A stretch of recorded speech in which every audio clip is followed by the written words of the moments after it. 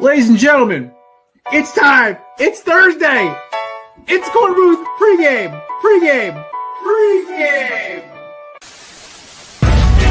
No debate, cause it's off. I'm too official, got the drip, I got the sauce. Bring the proof when it's time to tell the truth. I'll be at the corner booth, find me in the corner booth, yeah. Still standing and defiant. Slay the competition, cause I'm walking like a giant. Bring the proof when it's time to tell the truth. I'll be at the corner booth, find me in the corner booth. Love to see this team add another receiver, whether that's trade or free agency. That's okay. Pittsburgh's the AARP retirement home. There's a bunt record. That person's never going to have to worry about that thing ever getting broken. I hate analytics. I think it's ruined the game I grew up loving. I will do unspeakable things for the Giants to win this rule. Oh, pause.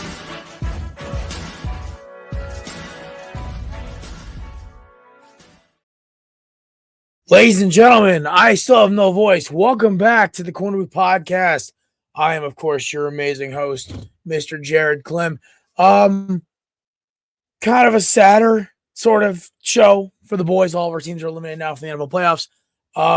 Completely forgot to take down all my Christmas decorations. Don't really care. I'll take them down probably tomorrow. But my team is going to national championship. So the Miami Hurricanes officially is advanced on Thursday. I want to give a shout out to my lady for keeping me sane during that game because I wanted to give up multiple times. But she goes, they're winning. Trust me, I know this. I'm like, all right. And Carson Beck with the run of his life. And I am, I was skeptical of the kid most of the year. I will fully admit it.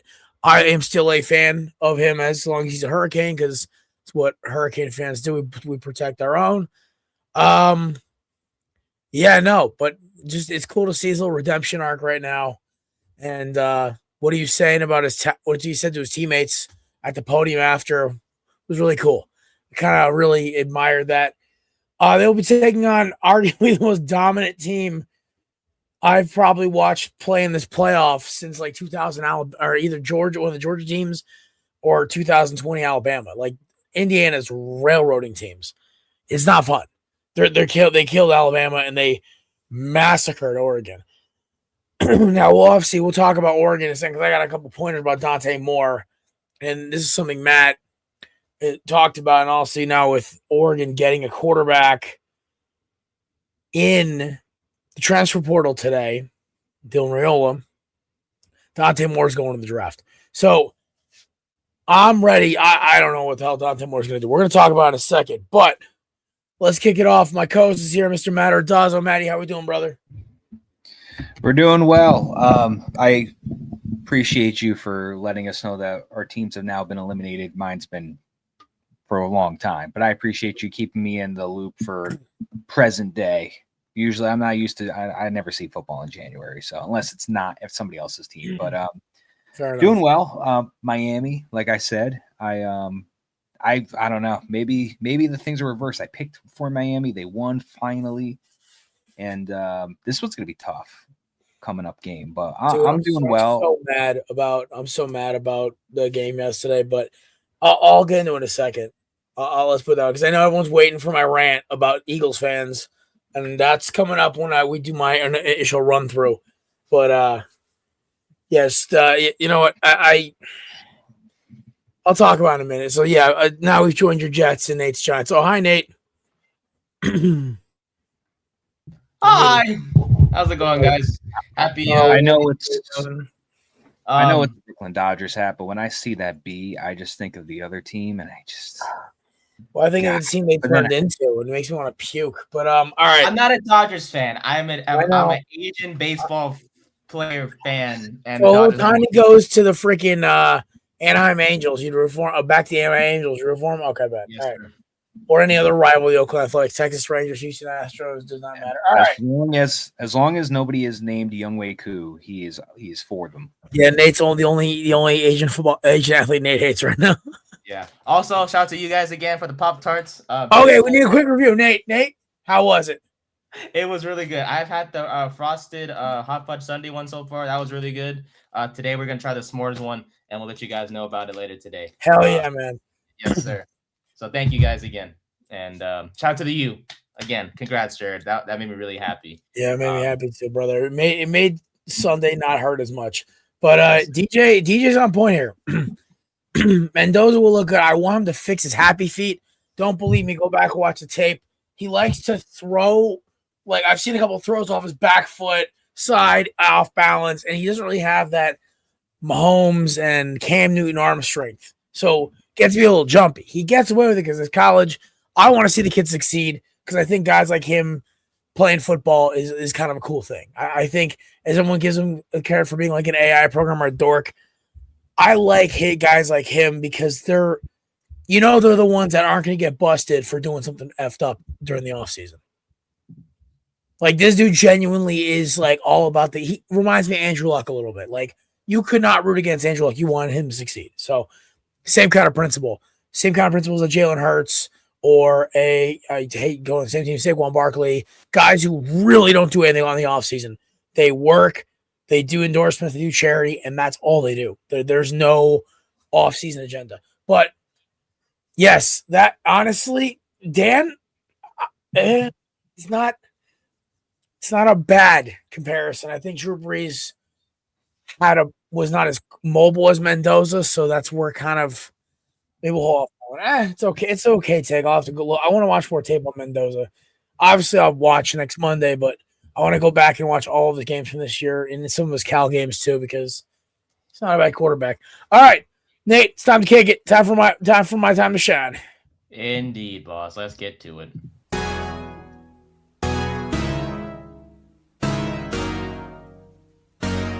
Don't worry about your drinks, just put them all on the tab.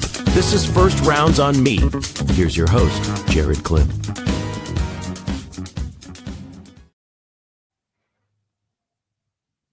Yeah, I'm getting ready. All right. Eagles lost yesterday. It was painful to watch. Listen, the refs were terrible. They gave San Francisco every opportunity to close off our drives or keep theirs going. Were we undisciplined as well? Yeah, totally. So I'm not going to come out and blame the refs today. Were they awful? Oh, yeah. But then again, I hate the refs every day. It doesn't matter if we get the calls or not. So I'm consistent. My issue is today with the fans and media of Philadelphia.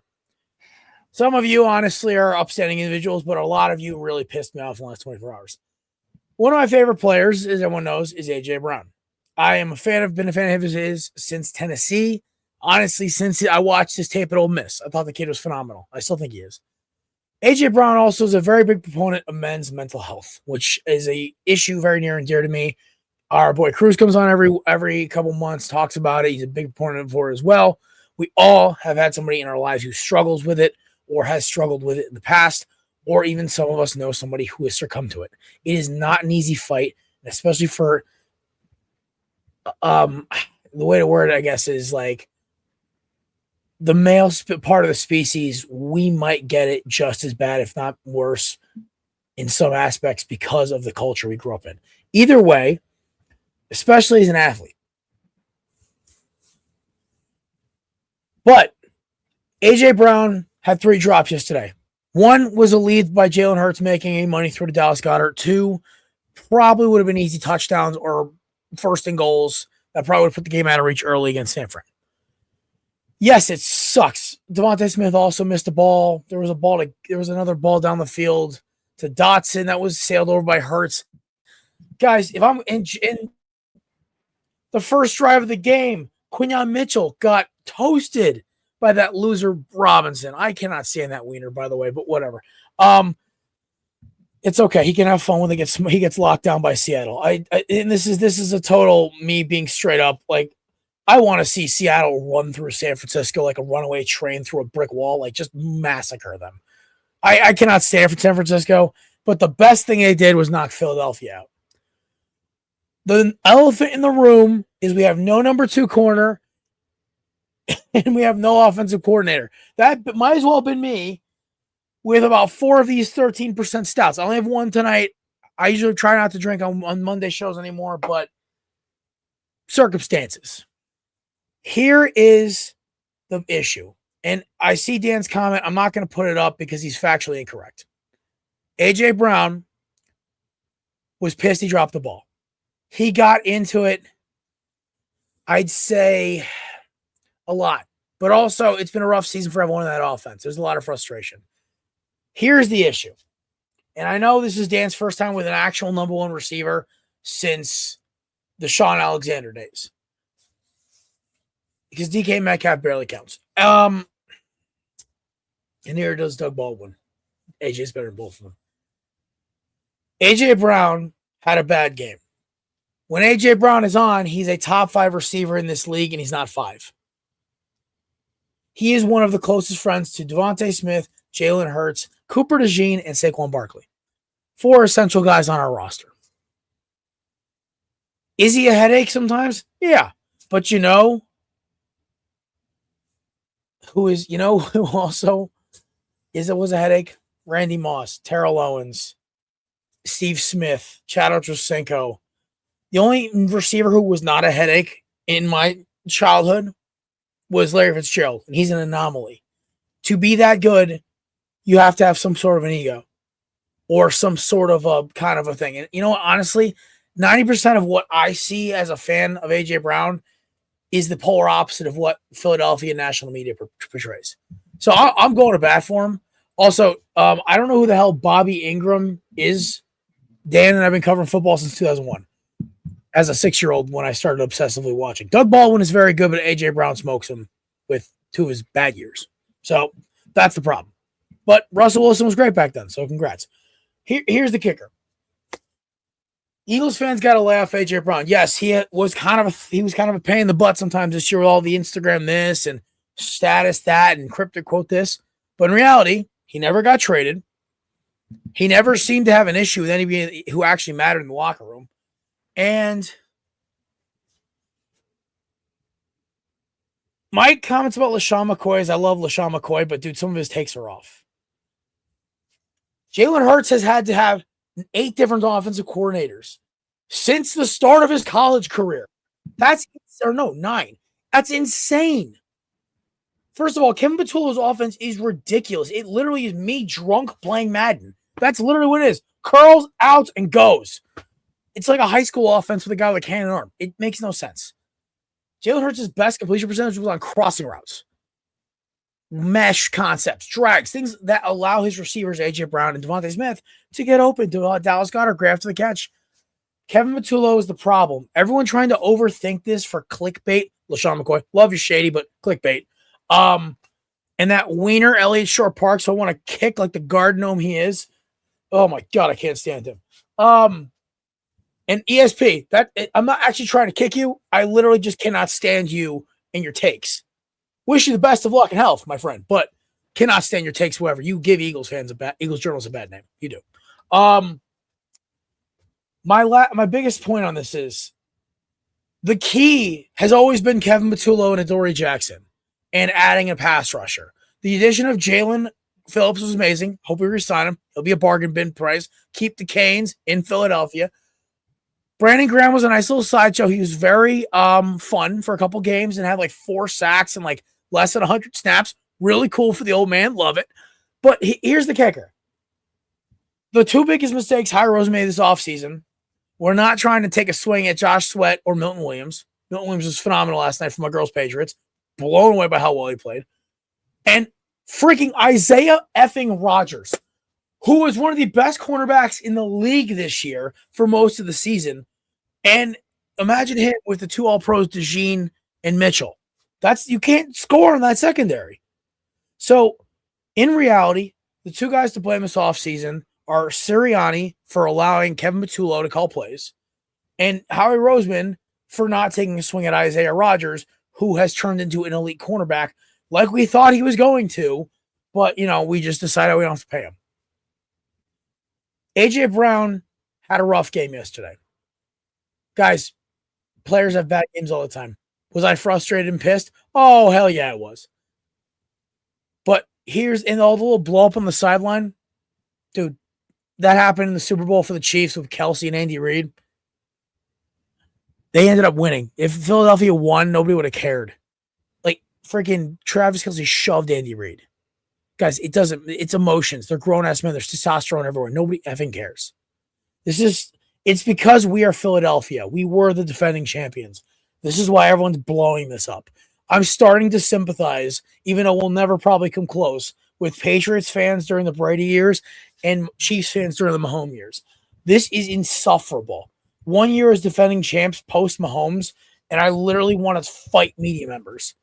I'm not even a violent person. I'm mostly besides playing football, a pacifist. Like I'm not very much into like causing violence. So the fact that these people are driving me that nuts, I'm starting to sympathize with Patriots and Chiefs fans, which makes me want to puke thinking about it. More so Chiefs fans than Patriots, because Patriots, they earn their stuff. Brady's the GOAT. Anywho, I just want to come on and defend AJ Brown. One, the mental health thing is huge.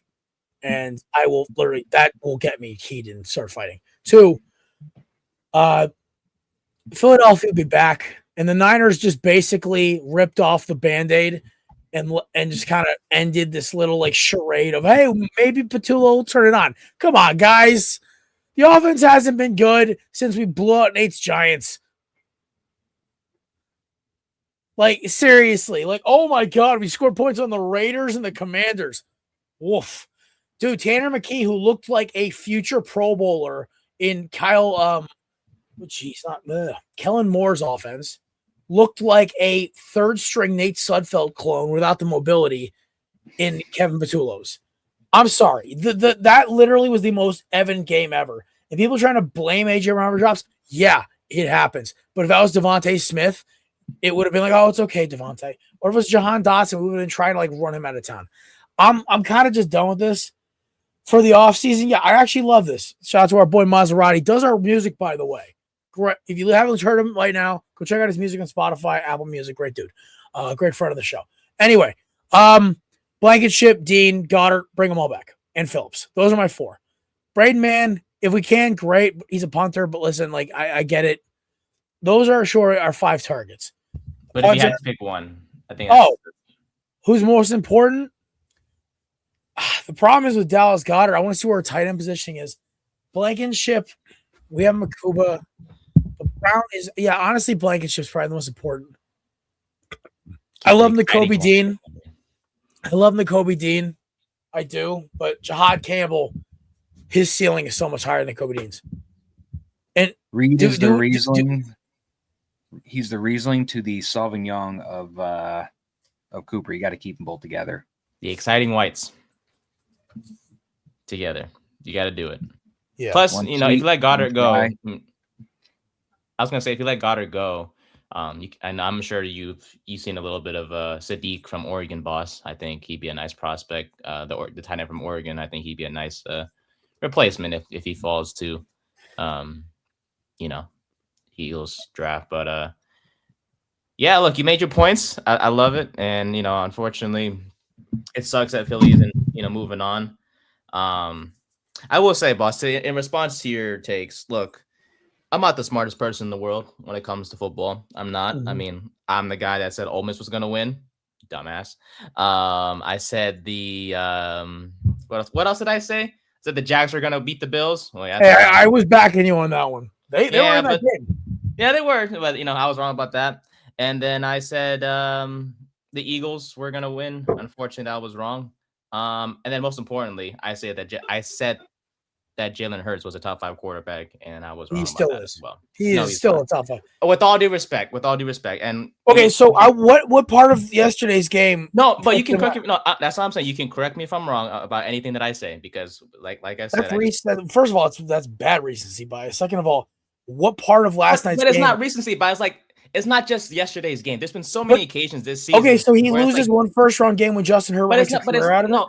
No, I get it. But with all due respect, it's not just about last night. And yes, like he did play back. There were so many times where he had so much time in the pocket, yet he didn't do anything. Okay, so I want to ask you this: in the All-22 film, do you watch with the receivers and where everyone? Yes, he's going to miss a throw or two because so does Burrow. Yeah, but we're talking about they get those passes because they put up stupid high numbers. But Hurts just wins games. We're talking about the worst defense in the playoffs. The Niners are so injury riddled, and if you're the Eagles, but are you? Nate, no, but on the tape, nobody is open on these throws. It's not like he's missing guys over the middle. He's either got 3 guys in his face because the offensive line play has been awful, or there's 4 guys running go routes with a crosser underneath, and the crosser is covered. Well, then but he's got to figure it out then, because statistically, how are you supposed to figure out when everyone's covered and you got I don't know. You're the fire the OC for once. Yes, Nate, it's actually not Hurts' fault. For once, it's not the quarterback's fault. But I'm telling you, some blame has to go to him. Oh no! Listen, he airmailed some throws, but so did Justin Herbert and every other quarterback who lost this weekend. Trevor Lawrence. But it's not just yesterday. There's been so many times this year where he's just been the best statistical season of his career. He's like, I think his career completion percentage is still over 70. 3,000 yards is not a great in a run-first offense. See, this is the problem. Once you bring up numbers, the argument's null and void. We've proven this in the beginning. Nobody gave a crap about Brady's numbers when he won 4 effing Super Bowls. If Hurts was in the second round, we wouldn't even have this conversation today. And the loss isn't even on him for once. I came locked and loaded today, Nate. He's in a triple coverage. That's one example of there's nobody else open. They're outside breaking routes that are he can run. It was 4th and 13. Boss, he's got to figure it out, man. He has so much time to pocket. Nate, you lost on this one. I'm telling you right now, you lost. No, I'm not blaming just Hurts though. There's look, I AJ Brown. I know you support. I know AJ Brown is someone you really support. AJ Brown gets about 15%. Okay, yes, because he. But this again, last night isn't the first time we've seen him do this crap. Like, yes, he dropped a lot of passes yesterday, but this is nothing new.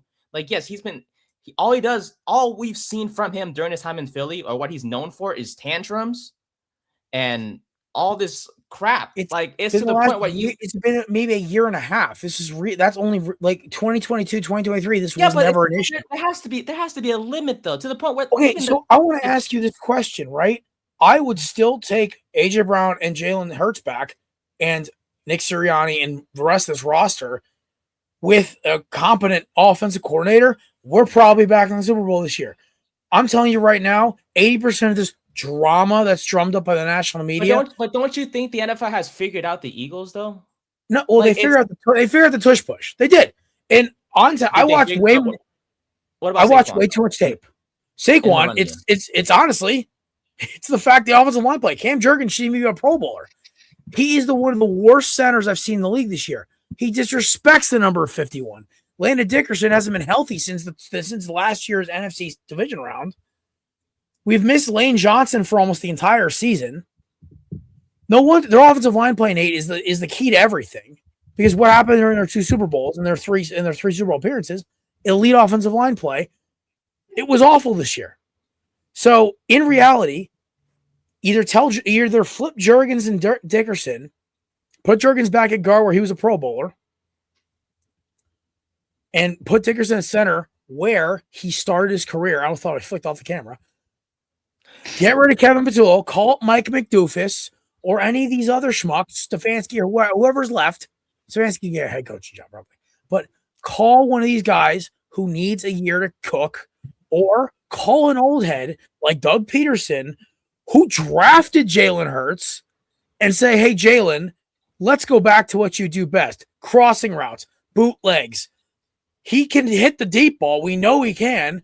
Let's get Saquon involved on zone runs, on stretch runs, not just halfback dive 3 times in a row. I swear to God, I have never seen a more glazed over take than, it can't just be Kevin Patullo. It actually is. And Nick Sirianni should be on the hot seat next year, not fired, the hot seat, because him hiring his buddy literally effed this season. Straight up.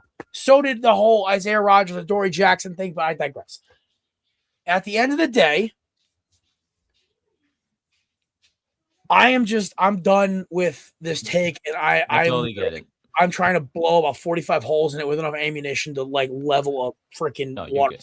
You're good. And I look, I do want to apologize if I was. Don't apologize, buddy. I wanted to come at you with my return. No, 100%. If anything, you should apologize for apologizing. Yeah. Well, I appreciate that. I just, at this point in time, that's what I think. Is it wrong? It could be, yes. But there are some people out there who just think the Eagles aren't that good anymore. Well, for now, and maybe a new OC changes everything, and if it does, that's fantastic for Eagles fans everywhere. I'm just gonna say, they did us a favor because you know what? Next year, it's okay. Sleep on them again. This is what happened in 2024. They were 2-2. Everyone said they were dead in the water, and then they just railroaded everybody. So I'm with it. I love not being the front runners anymore. I hated this season. This season sucked. I was miserable watching Eagles games. I don't think I had fun during a single. The only game I had fun with was literally the win over the Raiders or the win over Nate's Giants. That's it. All the other games I hated. I was stressed out. The only football I've had fun watching this year is my Hurricanes. Seriously. God bless. God bless. Yeah, honestly, I'm so happy. And yes, Nate, I apologize for cutting you off. I have a lot of anger because one, I was watching the game at somebody else's house. Somebody who's I'm trying to impress this group of people. So I did not want to set myself off. The other issue is I cannot in good conscience not defend my quarterback when I realize he's probably the only reason we won that. Him and Saquon are what kept us in that game. Yes, AJ Brown, listen, buddy, worst time to have some drops. But what is the alternative? Is there a receiver in this draft who you think is going to be just as productive as AJ Brown next year? Who is going to be just as good for team chemistry next year? Guys, I guarantee, I'm going to tell you right now, Eagles get a decent OC, 14-3, and they're probably in the NFC title game next year. I'll put the money. I'll put $50 down right now. Would you be mad if they traded AJ Brown? I'm just asking. Oh, I'd be furious. It literally does not matter how much you would get back. It does not make our team better to win a Super Bowl next year. We are not a rebuild. We are not a rebuilding team. First round picks and a Donnie Mitchell. No. Make it 4 first round picks and Garrett Wilson, and I might sniff it. What is this drafting? We have it, but I'll pass. I feel like I'm just kidding. There's only 3 receivers that I would consider taking above AJ Brown in the trade. Chase, Jefferson, and then you could throw in like 4. Remember that time when people were saying that we were crazy because we were saying AJ Brown was better than DK Metcalf? Yeah, funny how that works. But also, Nate, there's also I wouldn't take CD for the Eagles offense, but CD is just as good as AJ Brown. Pickens could be I don't think anything. Here's the problem is Pickens' drop off is not worth it. If I want a receiver, you say what you want about AJ Brown. If he gets his targets, he's putting up his 70 yards. Same thing with CD. Same thing with J-Jets. There's a level of receiver, right? But then you get into the guys like Pickens. This is where Garrett Wilson comes in. A lot of these like A-, B+ tier guys who are electric factory can light you up for 200 yards and 3 touchdowns. Or they could have 5 targets for 0 catches and 1 temper tantrum, George Pickens. And 1 really aggressive tweet. My favorite is how he threatened Frank over TikTok once. That was funny.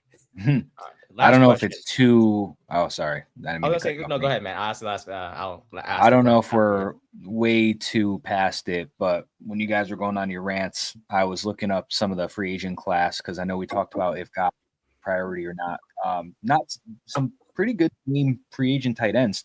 I'll exclude Goddard obviously because he's the one that we're looking if we want to replace. But Isaiah Likely, David Njoku, Cade Otton, Kyle Pitts, Travis Kelce, Mark Andrews, and Chig Okonkwo.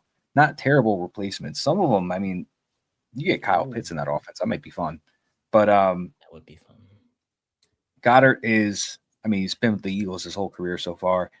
Very solid tight end. Just for me, I think it's more just I don't think he stays on the field as often as I would want. I think he's just got a little bit of the injuries. So like if they were to let him go because he can't stay on the field consistently, I understand. But David Njoku would be a lot of fun in Philly. I love David Njoku. He's a Miami boy. He went to my mom's high school. Yeah, Cedar Grove High. Only state title, I think, since like the 70s. My year, by the way. Holy crap. Yeah, right? Cool little facto. Yeah, my mom and David Njoku went to the same high school. Hell yeah. So what you're saying is that if he were to sign with the Eagles, you would be getting your mother a David Njoku Eagles. Oh, actually, probably would. I love that. Probably would, especially because my mother, being a big Eagles fan, would love that. So, yeah, I would see. I was able to see. I'm not trying like so. in my house, for people to know, my father is an Eagles fan for this season. He's kind of giving up on the Vikings, probably good. He's just done with them. He's been slowly fading away. He tried to be a Patriots fan, it just didn't feel right. So he's like, I'm gonna be an Eagles fan because like my sister's an Eagles fan. My mom is a big Eagles fan. Obviously, you have me. My lady, it'll be a Patriots fan for life, which I respect. Her family bleeds Boston sports, but I was able to make her a Hurricanes fan. That's a win. That's a win. Big one. I wish I could say the same for mine, but she's a Cowboys fan, and yeah. Wait, what now, Nate? We are in serious conversation, but breaking news. No. So you're closing in on a contract. A couple more. Man, this is called celebration. Let's go, Nate. Thanks. She's amazing. We talking multi-year, or are we taking just that's the you plan. Might listen to this show, Maddie. Don't embarrass Nate too much. Nate actually did get to meet my lady over the phone actually on Thursday. She's a treat. I can see why she's a treat for sure. God bless her, man. Yeah, she's a fun. She enjoyed meeting you too, buddy. She was like, "That's Nate." I'm like, "That's Nate." And she goes, "That's me." She's like, he's so sweet. I'm like, "Yeah, I know. Nate's a good dude." I got a little shy. I got a little nervous. I was like, "Oh crap!" I know. Because we just finished watching the game. We're about to start watching Fallout, and then we're 2 episodes behind. So everyone, shut the hell up. No, as of Wednesday, we're 2 episodes behind. We're gonna try to watch and knock them out one afternoon. But we were about to start watching Fallout, and you called, and I'm like, "Oh, cool." Nate's calling me. This is my favorite time after my team wins. Is Nate's congratulations call. It's my favorite time because he's so happy and positive. My favorite though was after the Texas A&M game when I'm still in the car dying of sickness, and he calls me, and I just got diagnosed with like 102-degree fever, and Nate's like, "Hey, boss, congratulations!" I'm like, "Thanks, buddy. I appreciate it." And he goes, "Are you okay?" I'm like, "Oh, I'm in the car going to urgent care. I got 102-degree fever." He goes, "Holy cow." Nate, I love your optimism, buddy. It literally bleeds through the phone. I got your back. Yeah, hey, I hope we can do it one more time this year when next Monday or after the conclusion of Dude, I'm all in now. Like I'm gonna be blasting Trick Daddy the entire weekend, like being like crazy, like jumping around and stuff. Like I told you boys in the chat, my primary team to root for is the Patriots because my lady. I also love to see Sam Darnold win one for the Seahawks. That'd be so much fun. I'm like, please, like let Sam Darnold win a Super Bowl. That would make one because it would make the Vikings look like morons, and two, oh my lord, Jets fans would Jets fans honestly I think would be happy for him though, right, Matt? Like. Happy first. I would be happy for Sam. I feel like that's a correct thing to say. Oh, by the way, shout out to my parents for getting these lit. I have another Carhartt Eagles hat. What pisses me off about this whole Sam Darnold thing is that everybody bothers me. Everybody chiming in like, "Oh, the Jets let him out the building." Who thinks that Sam Darnold would have turned into this if he stayed? I know it's organizational. It's the same reason why everyone's like, "Oh, Ken Ward should have fell to the Raiders." I'm like, guys, he still would have had the same problems. It's like my favorite. I love the coulda, shoulda, woulda. Oh, Justin Jefferson should have gone to Philly. I'm like, guys, Carson Wentz was still going to nuclear bomb that locker room. It doesn't matter who they drafted. It was Rager or Jeff. I mean, it would have been cool seeing Hurts throw to J-Jets and Devontae Smith. That'd be pretty sick. But it's like, then we got AJ Brown a year later. It's like, who cares? The coulda, woulda, shoulda crowd in football and sports drives me nuts. Unless it's talking about somebody's injuries, like a Derrick Rose or a Penny Hardaway or Mike Trout or hell, even like guys like Rick Ankiel. Like, it's or Kerry Wood, like the coulda, woulda, shoulda crowd. NFL, Bo Jackson, like seriously. But yeah, so it was a fun weekend for me, at least in terms of college football. I love how we are such big underdogs already. This makes me so happy because I'm not going to lie. I did not like how we were favorites against Ole Miss. I did not like how that Big Ten crew clearly had an agenda. The freaking Xavier Lucas ejection made me want to peel my eyelids back.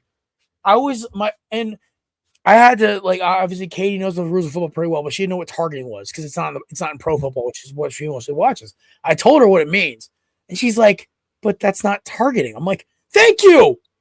And I told her there was an old rule. Me and Matt have had this rule since he started here. Matt, what's the rule of targeting? It's only targeting if it's on Miami. Yeah. Yeah.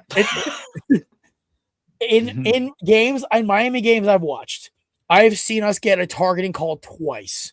Once was last week against Ohio State, or maybe it was Texas A&M. One of the games this playoff. And then it was one like 2017. We were smoking. It was Georgia Tech or something. They got called for targeting, and I was like,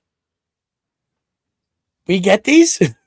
I like ACC refs. I know hate Miami. I get that, but like the Big Ten refs for like knowing that like they screw over a team and knocked off their Big Ten champs. I don't know. I don't buy that theory, but that was a fun game, dude. Listen, Trinidad Chambliss is that dude. I like his game. I think he's a project quarterback. I think he should not go any earlier than the third round. He should be up there with like the Becks and the Nussmeyers who need some fine tuning. I think Beck could be a great starting quarterback in the NFL. I think Nussmeier has a Mettenberger, but with a little less crazy. And then like both LSU guys. And I like Chambliss as like kind of a project Jordan Love if you can just kind of let him chill.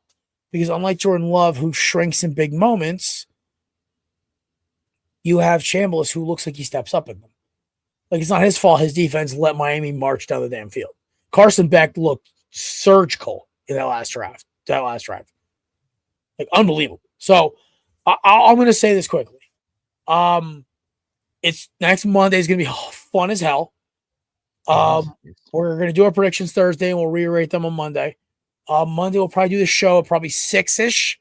This way, me and the boy, I'm off, or maybe we'll do it early, maybe a half hour earlier. I got people coming over. I got like a little bit of family coming to watch the game, and a couple people. Not crazy. My mom's excited. Listen, my mom hasn't wanted to watch it. The last national championship game my parents watched was Alabama smoke Ohio State. Next Monday is a holiday, so if you want to do earlier, I'll be off. I probably won't. MLK Day. MLK Day. Ah. Nice. I get paid extra that day. That's cool. Oh, you get seat time and a half there, Nate Doug? I don't know. I hope so. It's okay. I had to opt, dude. I had for work today. I had to opt out of a 401k thing. First of all, if you make under $120,000, unless your company matches like up to X amount percentage, like 5 or 10, don't do a 401k through work. Like seriously, I took financial planning as my first job. Matt remembers. Like if you're under $120,000, get a Roth IRA because the IRS can only touch it once. That's financial planning with Jared. I got a whole thing about like is that a new segment on this show? Listen, honestly, it's the one, and it's like there's very few things I retained from being in financial planning. One of those was the Roth IRA is a great thing, and whole life insurance once you make over $120,000 is great because the government can't touch the money. As long as you make the beneficiary a C corp or an LLC. Nice. Yep, I somewhat know what I'm doing. The problem is I'm just broke. The scariest thing would be if I actually started making really good money because I know way too many ways to legally play the game, as our current president put it, and find ways to make myself money with my money without overly paying in taxes. Because when you actually understand the tax code, it's not that hard. Because they wanted rich people to succeed. Yes, sir. It's okay. Oh, what was the question I was going to ask earlier? Okay. Yeah, let's hear it. Party to the Rockies. Sorry, it came up. Jake, I'm gonna miss Jake, man. He's so much fun, but dude, he couldn't hit the broadside of a barn this year. It sucks. Alec Thomas is so much more fun to watch. Thomas also, he's a Gold Glove caliber outfielder when he's on, and he could easily clock 20 home runs a year if he like fixed his swing. He's got Colorado, man. Dude, I love McCarthy though because McCarthy's gonna have a blast out there. He'll probably lead the league in triples next year. Because that outfield is out there for days. Oh, by the way, I was trying to tell one of our listeners, my boy Chris, not Lipoff, a different Chris, called Contractor Chris. He goes to my gym. We were talking about the Rockies, and I said, dude, you realize they actually like sell out a lot of their games, or at least come to max capacity? And he's like, how? I'm like, well, because it's actually a really cool stadium to visit. That's the thing. Like, Coors Field is sick. I want to go. Like, my And buddy it's might cheap. get. I have a buddy who might get stationed in Colorado. I might go, and then like as like my last day of the trip, go see if like there's a Diamondbacks game that weekend against the Rockies. I'll go to that. Man, it's Because cheap. like that'd be cool. But yeah, and like the ticket's like $15. Like, are you kidding me? Like, Probably sit behind home plate for $100. honestly though, I'm such a cheap bastard because I know how much the beer and the food's gonna cost. I'll get like the $30 seat in like the right field down the right field line, and I'll just sit there and just eat like a king for what it would I cost. love the to get bleacher in. seats, low key. I like the Dude, bleacher seats. I do too until I sat in them at Fenway. Listen, the view was incredible, but bro, those center field bleacher seats, you know, the home run center field bleacher seats, we were second row in right center, and I'm like, this is brutal. Yeah, now We're in that triangle right behind the bullpens in Fenway. We were second row, so 2 home runs, one landed 2 rows behind us, one landed a row in front of us. Dude, it was crazy being up there, but at the same time, it's like the sun was brutal, and then on top of it, as a pale white Pollock, it burned. Second of all, as a man with as we like to put it, broad shoulders, I could not sit comfortably in that bleacher between my sister and my dad. I felt bad. And the poor Diamondbacks fans 3 seats over from me were even in a worse position because they were on the aisle. So when everyone left Fenway, they got stuck there for 20 minutes trying to get out. But I do love Fenway Park. In order of local stadiums to visit to watch a game, I would say Fenway's one. I enjoy visiting Fenway. It's fun. And also, Sox fans are hilarious because I laugh at the Boston accent. Yankee Stadium is a very, very, very, very, very close too. I like Yankee Stadium a lot. I enjoyed my visit this year. Yankees fans are fun. Getting there is pretty easy. The food was pretty good. The drinks were. This is where Fenway beats them. The drinks at Fenway a little cheaper. New York a little too much, but whatever. It's New York City. 3. Citizens Bank Park. I've only been there for a tour. Big fan. Can't wait to go see a Diamondbacks game there this year, hopefully. And 4th, that recycling bin in Queens. Really, I like Great Queens. food, horrible fans, overpriced drinks, pain in the ass to get to. And then I number 5. like Citi Field over Yankee Stadium. I think it's a little more family friendly oriented. I think it's got a lot better food I options. like Yankee Stadium because it's easy to get to. It's easy to get access to alcohol. The food's right there. And game time, by the way, or SeatGeek, which is what we prefer. See, I actually got the tickets on SeatGeek for that game. SeatGeek, I think I got like a really good deal. 3rd row, second deck. I'm like, this is great. Like Dominguez's home run missed our bleacher by about a half, like 4 feet. Me and a former member of the show, Dom, went. It was a good time. If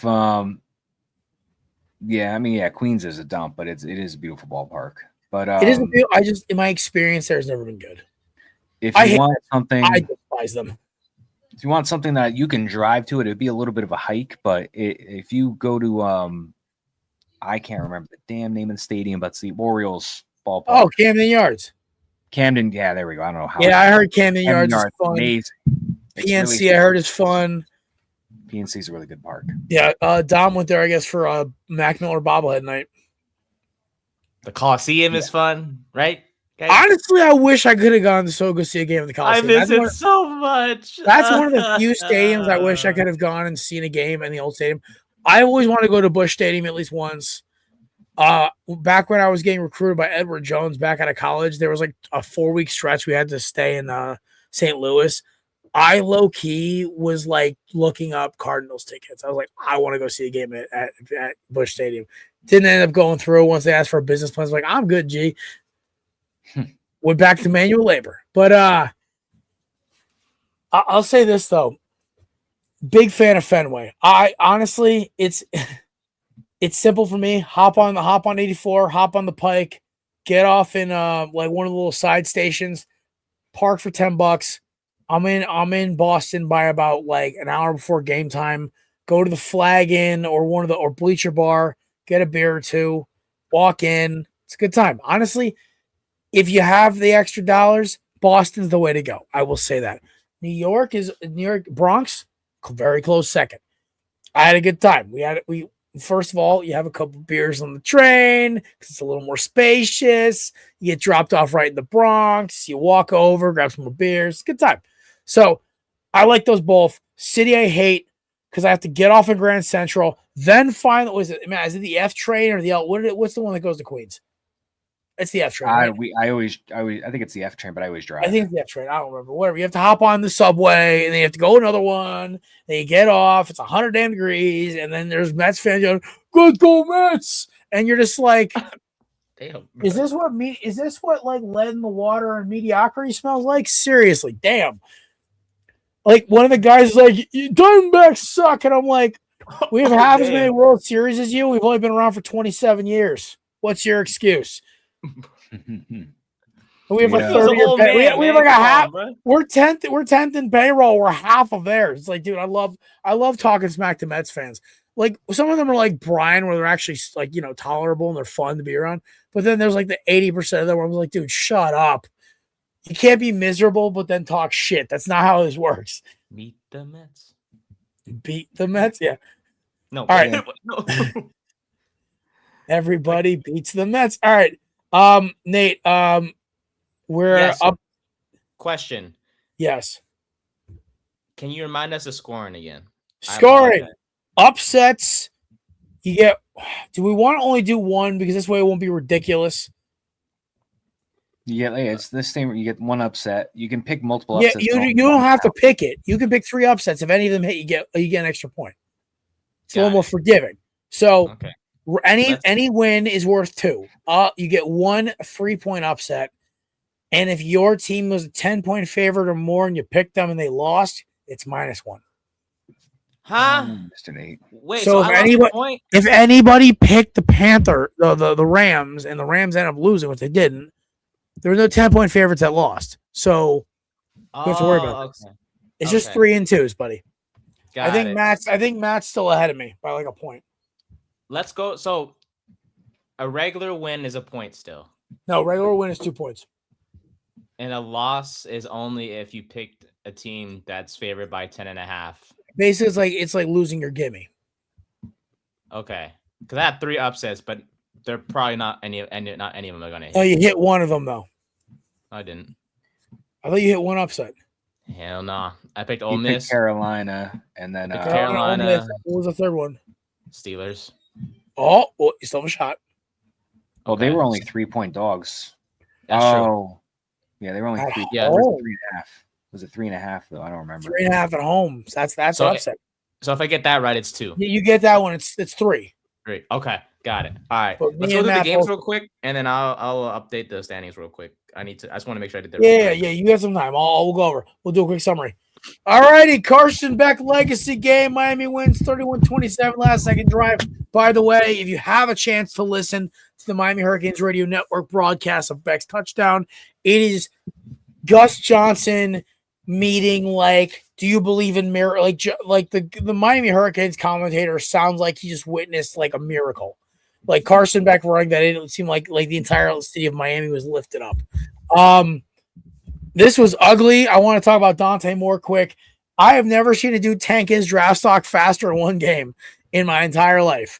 Every fear I had about his prospects, I want to bring DJ on the show Thursday and ask him about this, because I have never been more concerned about a guy coming out into the draft than I have with DJ Moore. The only one was actually Carson Wentz. No, Jesus. What's the quarterback's name for freaking Oregon? Moore. Dante Moore? Dante Moore. Sorry, DJ Moore. My apologies to DJ Moore. He had a great game against the Packers on Saturday. Dante Moore killed his draft stock. And the worst part is, whoever's feeding him this information, hey, unless he's transferring, which, hey, we'll take you in South Beach if you want to take one more year. Like, screw it. Like, we need one more year for our 5-star freshman to develop, so come on down. But the next thing is, Oregon looked lost. Dan Lanning again, another like whap ending to his college football playoff. This game, Nathan, I was like so amped for the Panthers. I wanted them to win so bad. Not because it would give you an upset pick. I wouldn't have cared. Because it would have been pure effing chaos. I hate the Rams. I hate everything they stand for. McVay's a whiner. But I do love me some Matthew Stafford. MVP should be called right now. Also love me Cam Kitchens. Bears Packers. This was great. This was magnificent choking at its finest. So I got a chill night on Thursday. On Saturday, all my boys were doing stuff. The lady was out with her friends, and I'm like, sweet. I get pro football, beer, and good food. And I'm like, sweet. I'm watching this. I'm watching the game like, this sucks. And I'm about to turn the game off. Then they score. Then the acrylic assassin hits another one. Then the Packers score with Matthew Go. I'm like, all right, well, that's it. And then the Bears score again. I'm like, oh. And then they score again. I'm like, oh my God. And then the Packers couldn't punch it in. I am still in shock, maybe because I was a few beers down at this point. I was blown away by the performance of Caleb Williams. The sidearm off the side foot throw, and he hit it in stride. Dude, that's what they drafted him first overall for. So congrats to the acrylic assassin. Brother, that's your coming out party. You were phenomenal. Great job. All right. Bills, Jags. Wah, wah. Cool moment, though. Liam Cohen getting interviewed after the game by a Jags press person, journalist, whatever, and gave him the most heartwarming speech about how he's reviving this team. He's done so well. Dude, I want Jacksonville to go to a Super Bowl next year. Like, give me Jags Eagles next year for the Super Bowl. I want it because I am starting to really love Liam Cohen. I like what he's building down there. If they can figure out this receiving core issue and get that defense squared away in total, dude, sky's the limit. Honestly, they played their hearts out. Buffalo just got one more throw in them. I don't think Buffalo's going to go much farther, but you know what? It's a cool story to start. Yeah. We talked about this one ad nauseum. The worst game. Gosh, damn, awful. man. I watched the whole awful game. to watch. So much defense, but I got to give a shot to my dog, Big Milt Williams. Bro was unblockable. Dude, I he hit love the crap seeing out of former her. Eagles who leave on good terms like Milton Williams get their due. I love this for him. Big Milt, shout out, bro. We miss you. Crowded D tackle room. We know how it goes, but dude, you're playing your heart out right now over in New England. I love seeing it. You're making my girl's parents and my girl very happy. So great job. Patriots defense stood up to billing. Trevion Henderson and Ramondre Stevenson is still one of the better running back duos in the league. And Drake May just doesn't make bad mistakes. He had one fumble the entire game. Justin Herbert and the Chargers are terrible. I'm sorry. They are probably the worst team in this playoff. They were. They looked lost, dude. And Omari and Hampton could not get the ball moving. That receiving core got exposed. Like, honestly, unless the Steelers get shut out tonight, the Chargers had the worst performance in the playoffs. Which, hey, Eagles fans, we're like, we had the third worst performance or fourth. So there's a win. Yeah. Yeah. I'm adding the Chargers to the list of teams that the Jets should call in the offseason now after that one. Exactly. For Herbert? Yeah. Why not? We have the funds. Well, the Spanos family is known for being insane, so I kind of think that might track. All right. Here we go. Tonight's game. Yeah. And so I had a chance to talk to my girlfriend's mom is a big Giants fan, but she loves football. She was asking me about this Texans defense. I said, think of a boa constrictor. It takes the life out of you slowly over 60 minutes, and then you look up, you've only scored 13 or 10 points. Elite secondary play, great pass rushing shot, DBZ, Derek Barnett, and of course, Big Will Anderson, and great linebacking core. Dude, D'Amico Ryans is a rocket scientist playing chess, man. This is bad. If the Texans can figure out how to keep receivers healthy and get a consistent run game, woo, this is ugly. I still have the Texans here. I'm not changing my pick. Dude, I'm telling you right now, I love Aaron. I love Aaron Rodgers, the football player. Off the field, I could care less. I know people don't like him. I get why. I know why people like him. I get why. I think he's one of the most talented quarterbacks ever to play. And watching him as a kid was fun. Frustrating, but fun. The problem is, though, dude, they're gonna lock up DK, and you're gonna tell me what you're gonna rely on those tight ends in Calvin Austin, Kenny G, and Jalen Warren. I think the charade ends tonight. It should have been Baltimore here, but we also all know how that goes. So Texans, the meanest number 7 seed of all time. By the way, I think I do have a feeling that Nick Sirianni regrets sitting starters for Week 18 right now. Anywho, yeah, give me the Texans. Maddie. Yeah, I like the Texans too. That defense is fierce, one of the best in the league. And I don't know, man. All they need is just efficient quarterback play from CJ Stroud. He doesn't need to be rookie year CJ Stroud. He just needs to be an efficient passer that could just move the ball. Doesn't need to do anything flashy. That defense is so good. All you got to do is complete a pass. Nico Collins and the rest can just do the rest. But that defense, I think, is going to lock up the Steelers. The way that the playoffs has gone, this is probably going to be a close game because there just has not really been a blowout. The biggest blowout, I think, was the 13-point difference with the Chargers and the Patriots. But I don't know. I think this is a really nice ending to Aaron Rodgers' career. If this is it, I mean, he went to the Steelers. Did he have a better year statistically? Not really, but they won 10 games. They were in the playoffs. Whether he wins or loses this game, I think at 42 years old, you showed the league, hey, I still have it. We just went to the playoffs. We won our division. I still got some in the tank and just go out on a high note. But I think Texans advance to play the Steelers, and I'm crediting this future win for the Houston Texans solely just on that stout defense. All right, Nate, why the Steelers are winning?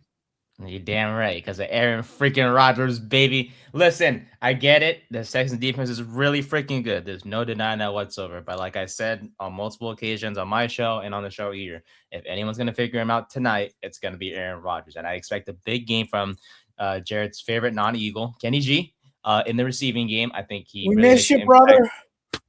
I think he makes a big impact there. I know DK Metcalf's going to get a lot of attention from Stingley. So I expect Calvin Austin to get, a good amount of, attention from Rodgers, I should say. Mm-hmm. And look, I get the tight ends. Fryermuth is okay. I think he'll have a big Darnell Washington. I think he's gonna have a few catches for sure. No, Darnell. Dude, I love watching him play football, man. He is just a different type of fun. He's a 300-pound lineman. And they have Keanu Smith. Football. My favorite was when he said on live stream, he was like, "Yeah, I'm like closer to 300 pounds." Like, what? No, that's just not fair. It's a lineman who can catch the football. I remember when they drafted him. I'm like, wait, huh? Oh, and then also over 1.5 tush pushes with Cameron Hayward. Is that his name? No. Is it Cameron? No, it's what? Cam Hayward, yeah. It's Cameron, right? Oh no. No, the brother. Connor Hayward. My apologies. Connor Hayward. That's who doesn't. Over 1.5 tush pushes with him. Because they run it so many freaking times with him. It's crazy. But yeah, go Steelers. I think they pull off the upset. I got a bone to pick with a certain Eagles fan, by the way. I want her to disappear into the ether.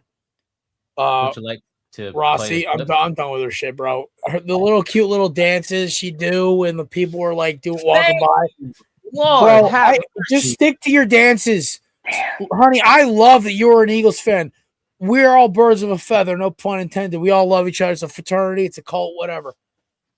Lady, your takes are awful. Just shut up. Seriously, you give Philly fans a bad name with some of these takes. And I've been covering football, I consider this professionally for 8 or 9 years, and semi-professionally as a college student for probably another 5 or 4. Before that in high school. I've watched more football in terms of hours than the only thing probably comes close is the Lord of the Rings trilogy, or just a TV show series. I don't know. I've watched probably almost 100,000 hours of football time, and that's not even count. That's the after not actual live games. That's just film over my 15 years covering football. And I'm telling you, watching you talk about the Eagles makes me hate how social media works, because your dances were fun. It was really quirky. It was great seeing you and your girlfriend going to the games. It was really fun. We loved it. But then you got a podcast and you're just stop, please. You give all of us, it makes it harder for all of us to actually know what the hell we're talking about. I'm not even being a hater. I'm just being straight. Like, I would have said the same thing regardless of if it was I can't stand the freaking, oh, she's got a lot of views. Let's give her a podcast. Or he's funny as hell. Let's give him a podcast. And they both sound terrible. It's the tale as old as time. Bro, just because you can do a TikTok dance doesn't mean somebody should actually hear you speak. Thank God we don't got one of those. But Jackson Dart does have a girlfriend now himself. Oh, God. Yes, there we go. Yes, sir. I'm so happy for that young man. God, he's Nate's got his own lady, and he's more happy for his quarterback of a team. Hell yeah, I am. He's a beautiful man. He sure is. No homo. I was like, I heard Jalen Hurts got married. Jalen Hurts and Bree got married, and I was just like, oh, cool. Good for him. Nice. All right. Oh, when Jackson Dart gets married. Oh, back to business, bro. All right. Cry when Dart gets married. So, do you need any more time there, Nathaniel, or do you have an idea? For what? For standings. Oh no, we have the standings, and I can kiss my dreams goodbye. Even with the Maddie, I'm on your ass, bro. It's because I hit on the Niners, but I missed on the Chargers. I knew I was. God bless my girls' team, man. I was like, yes, Lord. And no matter what happens tonight with the Texans game. Yeah, Brian and Nate are basically eliminated, so now it's down to me and Matt. So Nate, you and Brian just have to send either me or Matt. What we say? Was it $25 this year because we're just 4 of us instead of 3? Yes, sir. All right. Or I can send you 2 packs of Pop-Tarts. Make it a crate, and we got a deal. Hello, diabetes.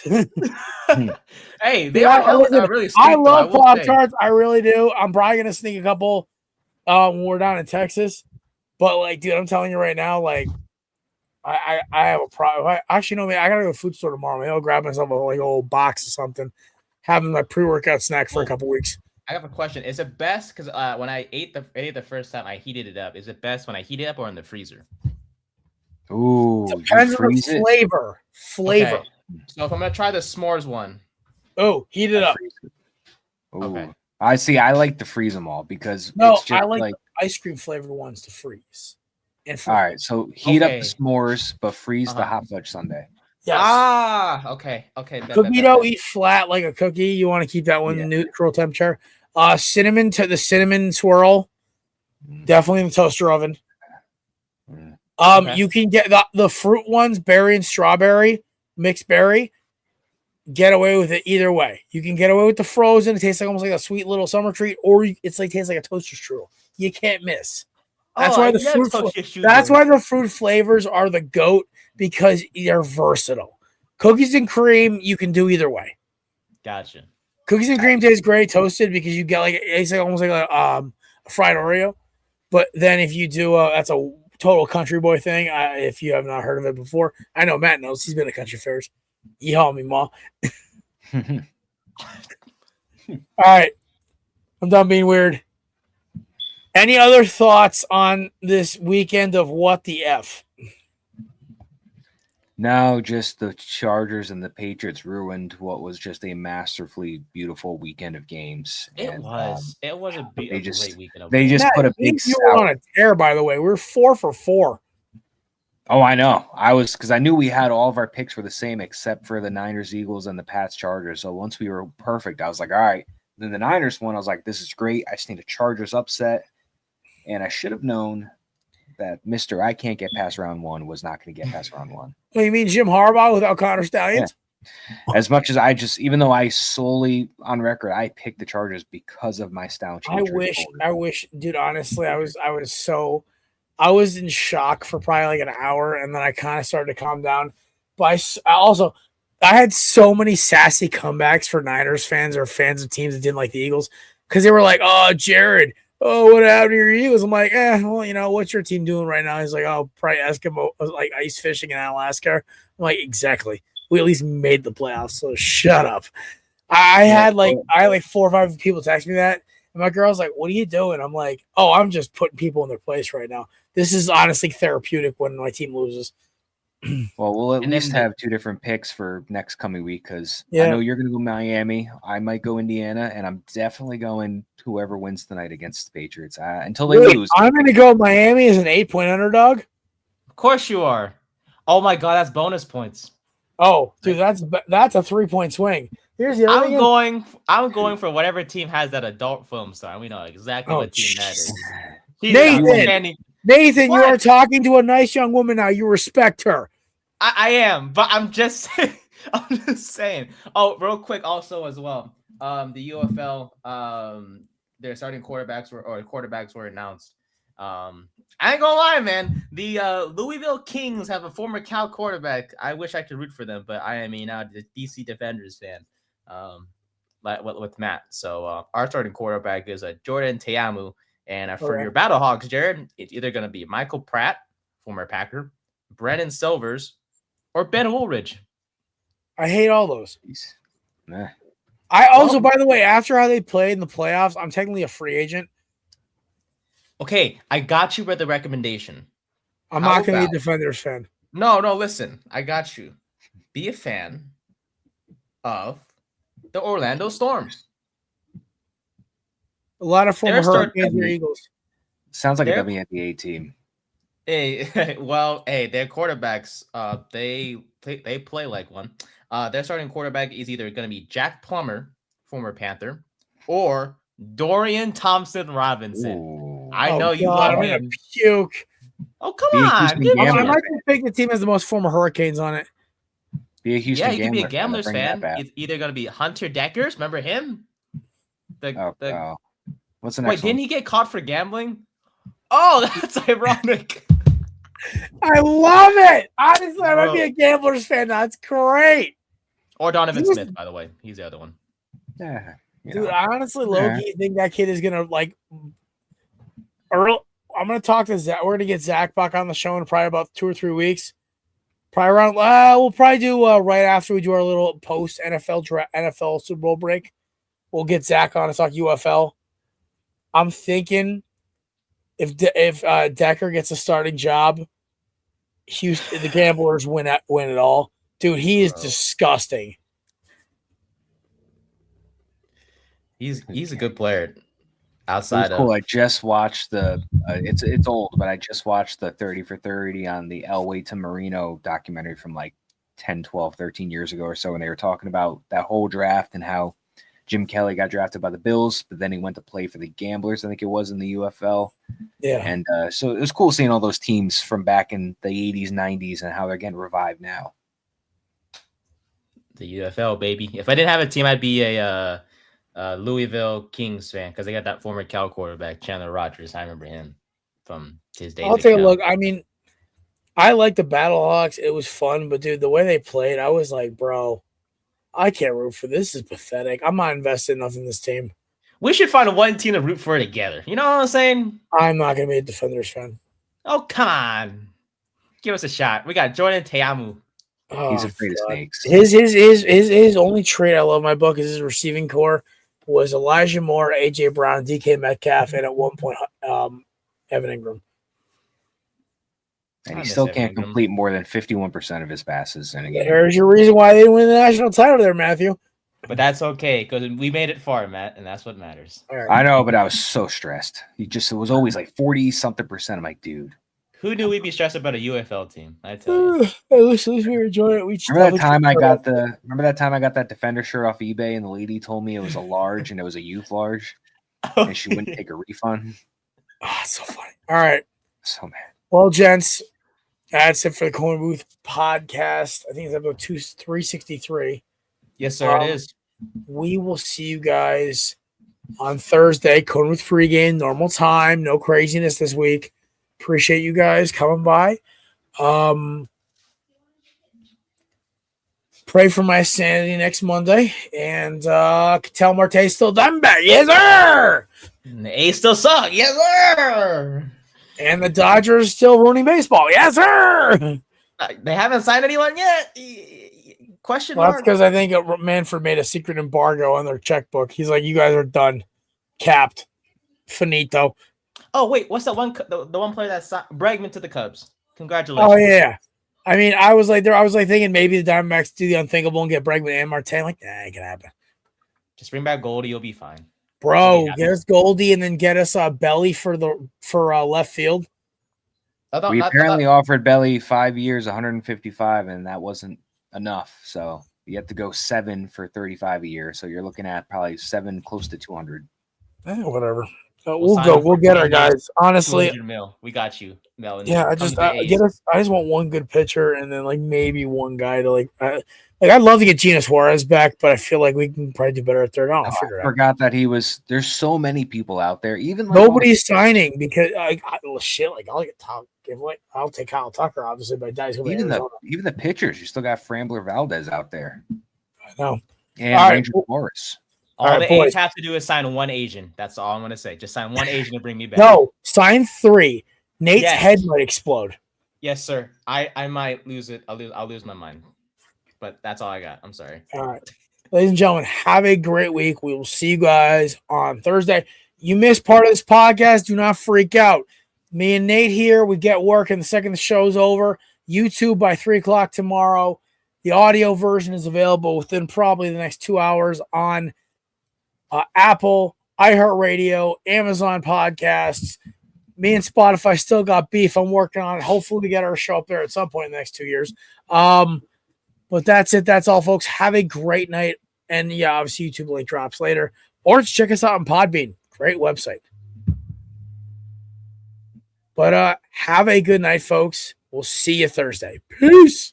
Shout out to Don and Marcus for this nice hat. Peace.